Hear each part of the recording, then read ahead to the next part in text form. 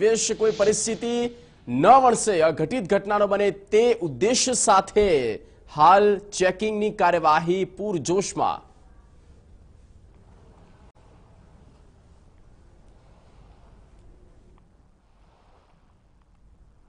जगदीश ચોક્કસથી જે રીતે સુરક્ષા એજન્સીઓને એલર્ટ આપવામાં આવ્યું છે અને સુરક્ષામાં કોઈ પણ કચાશ ન રહે તે માટેની તમામ વ્યવસ્થાઓ કરવામાં આવી છે। દરિયાની અંદર અને દરિયાકાંઠાના વિસ્તારોમાં તો ચેકિંગ કરવામાં આવે જ છે, પરંતુ સાથે સાથે હું આપને આ દ્રશ્યો બતાવવા માંગીશ કે દરિયાની અંદર પણ હાલ મરીન કમાન્ડો અને પોલીસ દ્વારા ચેકિંગ અને સઘન કામગીરી કરવામાં આવી છે।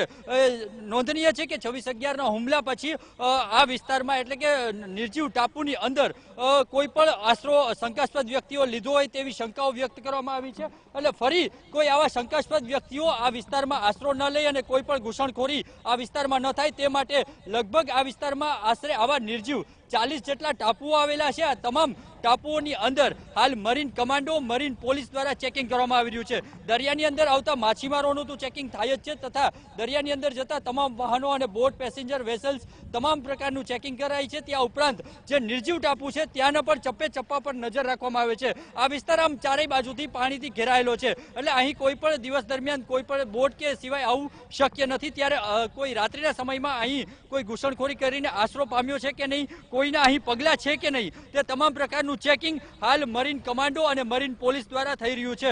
જે રીતે જોવામાં આવે અત્યારે દેવભૂમિ દ્વારકાના સોમિયાની ટાપુ ઉપર આપેલી છે કે ત્યાં મરીન પોલીસ અને મરીન કમાન્ડો દ્વારા ચેકિંગ કરવામાં આવી રહ્યું છે અને મરીન પોલીસની બોટ દ્વારા જે દરિયાની અંદર આવતા માછીમારો છે તેનું પણ ચેકિંગ થઈ રહ્યું છે। આમ તો માછીમારોને દરિયામાં જવાની મનાઈ ફરમાવવામાં આવી છે અને તમામ માછીમારોને પરત આવી જવા માટેની પણ સૂચના છે, એટલે તમામ પરત આવતા માછીમારોનું ચેકિંગ થાય છે। સાથે સાથે જે નિર્જીવ ટાપુઓ છે તેની પણ બાજ નજર હાલ સુરક્ષા કર્મીઓએ તૈનાત કરી છે।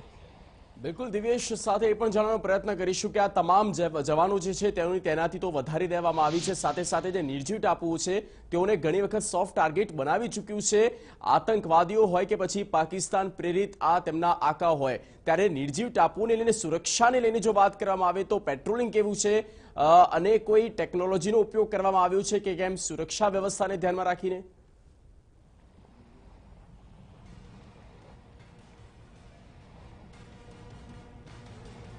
ખાસ નિર્જીવ ટાપુ ઉપર કોઈ પણ વ્યક્તિઓની અવરજવર ક્યારેય પણ અહીં શક્ય નથી હોતી અને ક્યાંય કોઈ મંદિર કે દરગાહ હોય તો ત્યાંના પૂજારી કે મુજાવર ત્યાં આવતા હોય છે, પરંતુ હાલના તબક્કે આ તમામ લોકોને પ્રતિબંધિત ફરમાવવામાં આવ્યો છે, તેમને પણ અહીં આવતા અટકાવવામાં આવ્યા છે। એટલે એક રીતે જોઈએ તો અહીં લોકો જે મરીન પોલીસ છે તે કોઈ પણ લોકોના કે કોઈ નિશાન નથી, પગલાં નથી તેની એક ખરાઈ કરે છે, અથવા કોઈ શંકાસ્પદ વ્યક્તિઓએ કોઈ અહીં આશરો લીધો છે કે નહીં તેની પણ ખરાઈ કહી રહી છે। જેટલા પણ નિર્જીવ ટાપુ છે, અંદાજિત 40 જેટલા નિર્જીવ ટાપુ આવેલા છે, આ તમામમાં દર 2 કલાકે કે 4 કલાકના અંતરે ત્યાં ચેકિંગ મરીન કમાન્ડો અને પોલીસ દ્વારા કરવામાં આવી રહ્યું છે। જગદીશ।